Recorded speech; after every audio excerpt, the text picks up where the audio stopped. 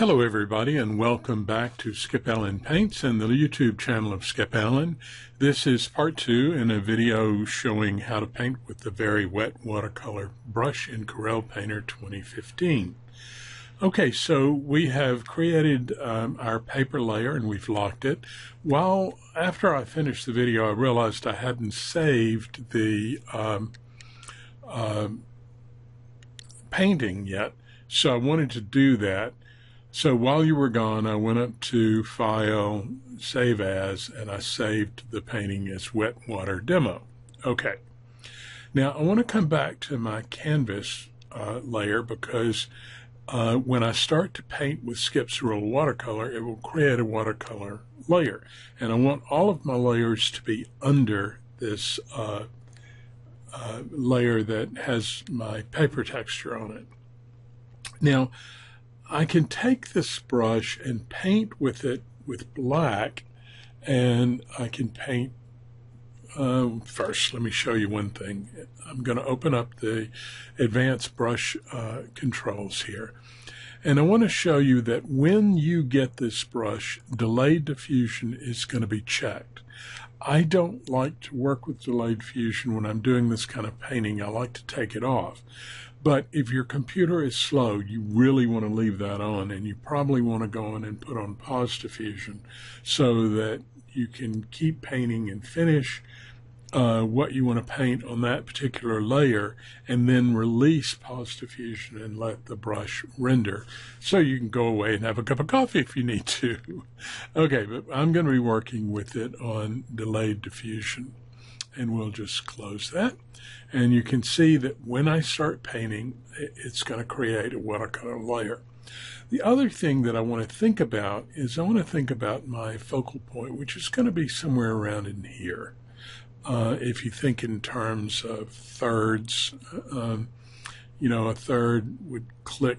These long ones are hard to see. It's always further down than I realize, but I'm thinking the third would be somewhere there and then somewhere through here. So somewhere around in here should be my focal point. Now I started to say that I can work with black, which is where I'm going to work, and this brush has it's light opacity. So I can come in here and lightly touch this and bring in light color like that. But I can also take the color panel and reduce the panel itself. I could reduce the color. Sorry, I can't think and paint at the same time. I would reduce the color to a lighter gray. I don't want any of this to be too black. I want it to be kind of open. And all of these little lines, the way this brush works is it tends to wipe those away. But I'm not too sure that I'm happy with some of what I'm seeing here. We're going to decide that in a second.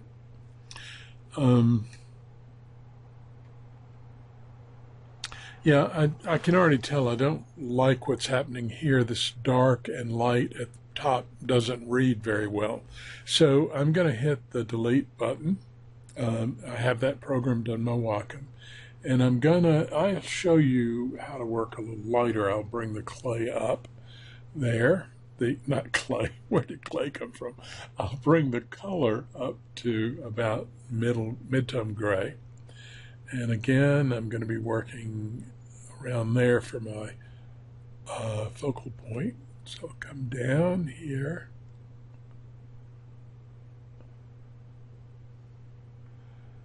And then I'm going to come down. I want it to be fairly light like this.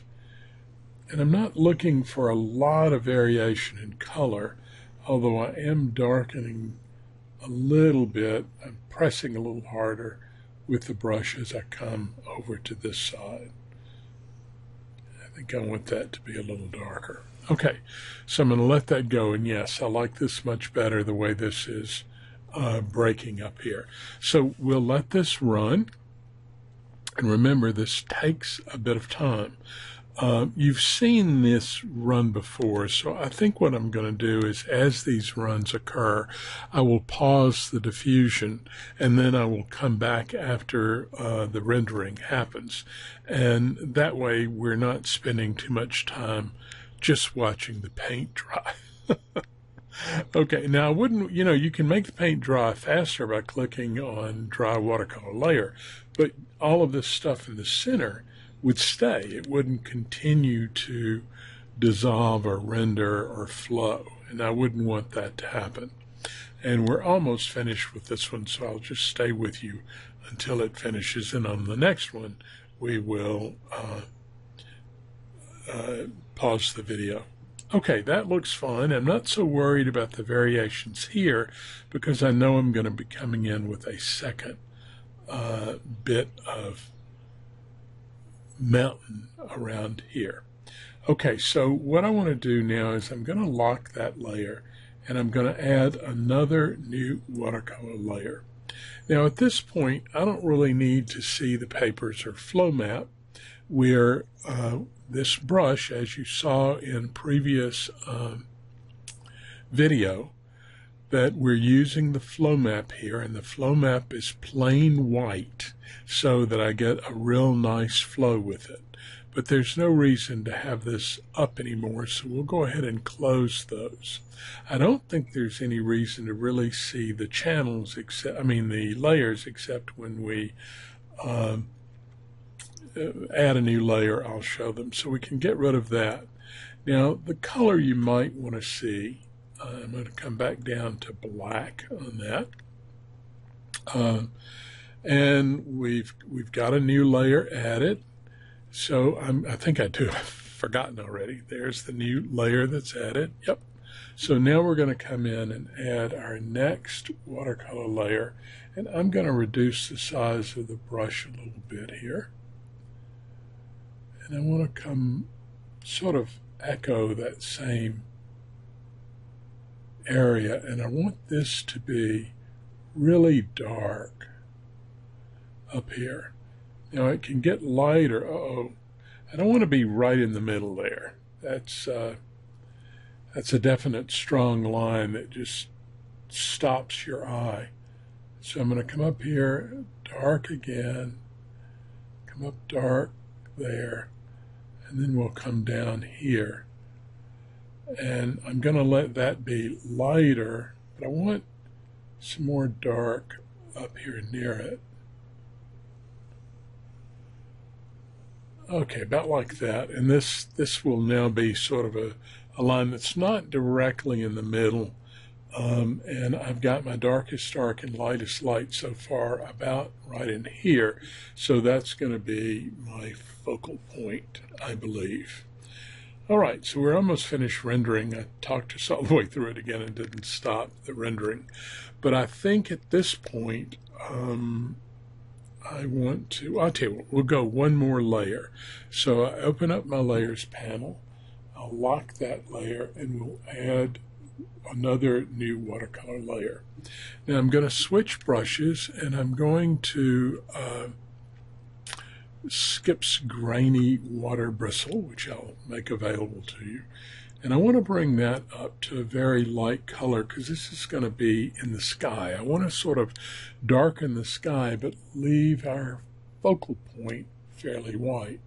So I'm going to come in here with that being darker. I can darken it. Pressure will make it lighter or darker. And I don't mind it being a little darker up in the corners or in certain parts of this.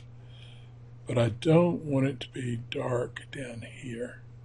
And this goes, this brush is not going to run. So I can come right down to the line or even go over the line slightly. And this may be too dark, we'll see. Okay, so then we let it go. And it begins to, it blends really well as it renders. And as you can see, I've got this white area open there, but I don't like that being as dark as it is because the sky is almost the same color as this, and I want the sky to drop back further. So let's try that again. We'll come back with a lighter color.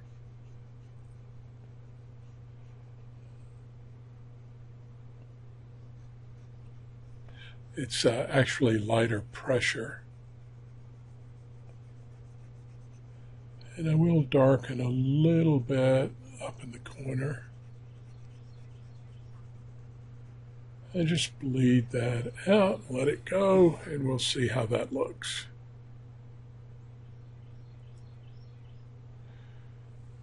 It looks pretty good, but I came a little bit too close there. So I'm going to try one more time. We'll start over here.